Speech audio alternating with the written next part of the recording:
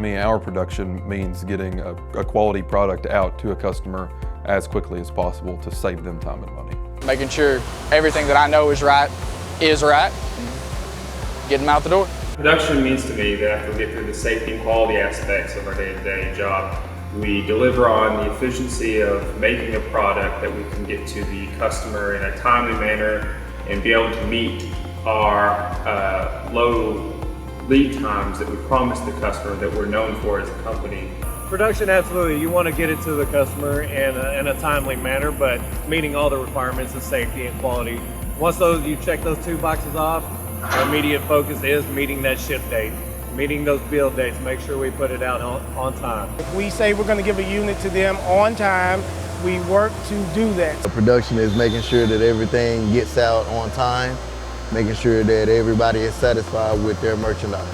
Production here is a team effort. We have production meetings daily to review what orders we have to ship out, to view customers' needs. They're ever changing, so if a customer needs a product more quickly than what they had anticipated when they put their order in, then the production team works hard to make that happen for them.